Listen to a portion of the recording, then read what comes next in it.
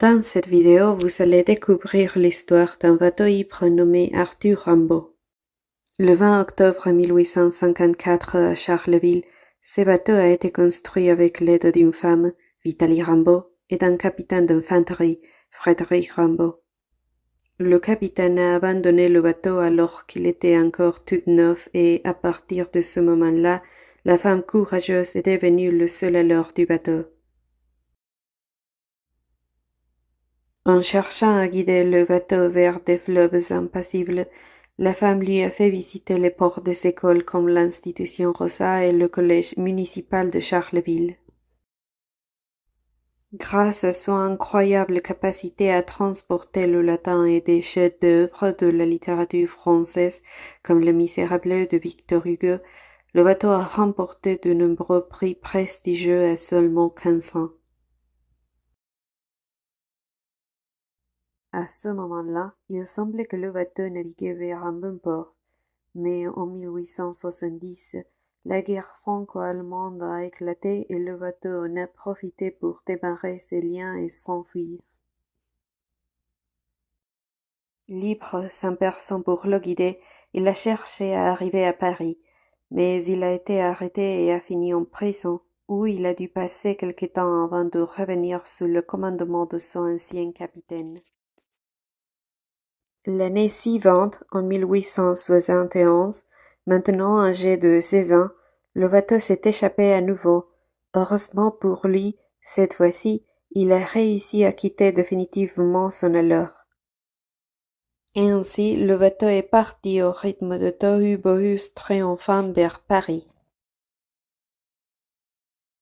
Pourtant, sa liberté n'a pas duré longtemps, car le clapotement furieux de marée l'emportait vers un autre bateau par lequel il se sentit attiré, comme s'il était un phare lumineux, même si ce navire avait été construit 10 ans avant lui.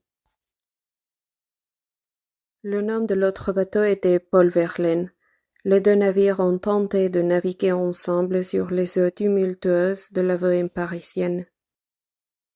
Au port du XIXe siècle, il y avait plusieurs navires qui naviguaient sur les eaux de la Bohême, mais Rimbaud et Verlaine étaient différents, car ils se moquaient de la poésie des bateaux romantiques et parnassiens.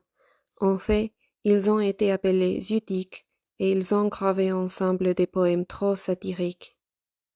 De cette façon, ils se sont baignés dans le poème de la mer, mais pour eux, ce poème n'était pas composé d'eau, mais de substances plus puissantes et dangereuses, comme l'absinthe, l'alcool et le hashish.